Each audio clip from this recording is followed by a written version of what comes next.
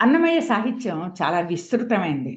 ఆయన దృష్టి ఎంత దూరమైనా ప్రయాణం చేస్తుంది. అన్నమయ్య సాధారణ జీవితంలో, సాధారణ కుటుంబంలో జన్మించాడు కదా! సాధారణ కుటుంబంలో జన్మించిన వాళ్ళకి ఏ విషయం కూడా అన్నీ కూడా తన చుట్టూనే ఉంటాయి. అదే ఒక ధనికుడైతే వెతికి వెతికి పట్టుకోవాలి కానీ, ఒక మామూలు సామాన్య కుటుంబుడికి అన్నీ కూడా తన చుట్టూనే ఉంటాయి.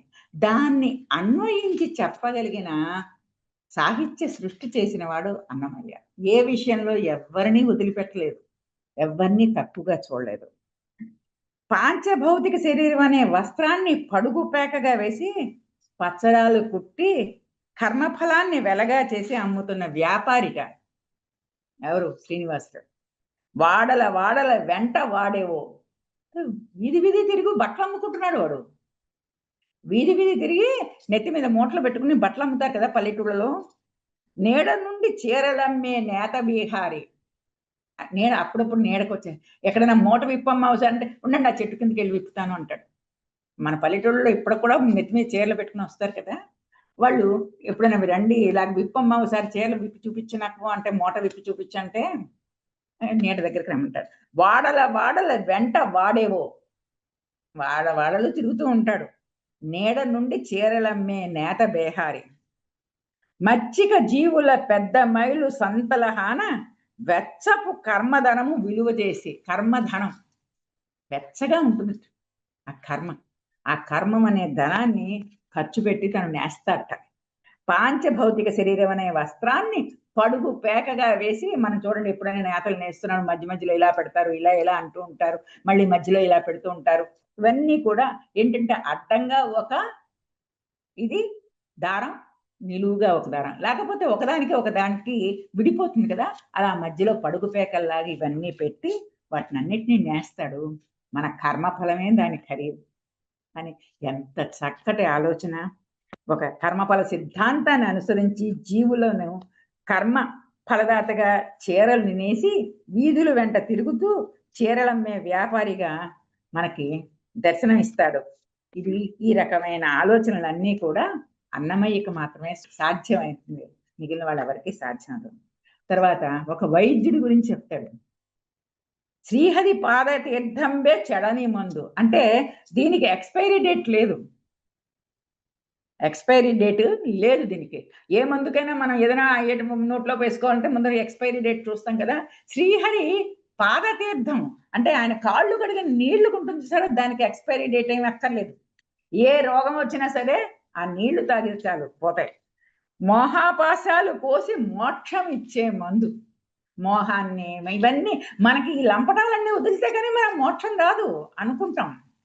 మనం ఏదో 4 సార్లు 4 రోజులు హనుమాన్ చాలీసా చదివితే మనకు మోక్షం వచ్చేస్తుందో అనే భ్రమలో ఉంటాం. కాదు. ఆలోచనల్లోనూ, దృష్టిలోనూ అన్నింట్లో కూడా మనకి మోక్షం రావాలంటే మనం చాలా మనని మనం మార్చుకోవాలి. మోహాపాశాలు పోసి మోక్షమించే మందు. ఈ మందుకి ఎక్స్‌పైరీ డేట్ లేదు. ఆపరేషన్ చేసినట్లుగా చెప్తాడు అన్నమయ్య. పరిపరి విధముల భవరోగములకు హరిపాద జలమే ఔషధము. ఎన్ని రోగాల పేర్లు చెప్పు. ఆ రోగాలన్నిటికి కూడా ఒకటే ఉంది. హరిపాద జలమే ఔషధము. దురిత కర్మములు తొలగించుటకు మురహరి పూజే ముఖ్య ఔషధం. దురిత కర్మలంటే మనం గతంలో కూడా తెచ్చుకుంటాం పాపాలు. ఈ జన్మలో చేసిన పాపాలే సరిపోవు మనకి. గతం నుంచి కూడా మన వెంటాడి వస్తాయి. ఆ పాపాలన్నిటిని తొలగించేది ఏంటంటే మురహరి పూజే ముఖ్య ఔషధం. మన శరీరానికి వచ్చే అన్ని రోగాలకి మందు ఏమిటి అంటే శ్రీ మహావిష్ణువు పాదజలము, శ్రీ మహావిష్ణువుని పూజ చేయడమే అని చెప్పి అన్నమయ్య చెప్తాడు. ఇది ఎల్ల కాలాల్లోనూ ఉపయోగించొచ్చు ఈ మందు. ఎక్స్‌పైరీ డేట్ లేదు. అంటే ఎంత ఊహ ఉందో చూడండి. పిడికిట తలంబ్రాల పెళ్లి కూతురు. ఒక ఈవెంట్ సాంగ్ ఇది. పిడికిట తలంబ్రాల పెళ్లి కూతురు అనేది ఒక ఈవెంట్ సాంగ్ అది. అది ఎవరు రాశారు? అన్నమయ్య రాశారు 15వ శతాబ్దానికి. అంటే ఒక చక్కటి ఒక సందర్భానికి సరిపడే ఒక కీర్తన. అది రాసి పెడితే ఆ తర్వాత ఎవరైనా పాడుకోవచ్చు. ఆ సందర్భం వచ్చినప్పుడు. పిడికిట తలంబ్రాల పెళ్లి కూతురు. కళ్యాణం అనలేదు. పిడికిట తలంబ్రాలు. ఎందుకన్నాడంటే ఇది కేవలం తెలుగు వాళ్ళకి మాత్రమే ఉండే ఈ తలంబ్రాలు పోసుకోవడం అనేది వధూవరులిద్దరూ తలంబ్రాలు పోసుకోవడం. అనేది కేవలం తెలుగు వారి పెళ్ళిళ్ళలో మాత్రమే కనపడింది. అందుకని అది అన్వయించి మళ్ళీ ఆ పెళ్లి ఈ పెళ్లి అని అనుకోకుండా పిడికిడ తలంబ్రాల పెళ్లి కూతురని మొట్టమొదటి దానికి స్టేట్మెంట్ ఇచ్చేశాడు.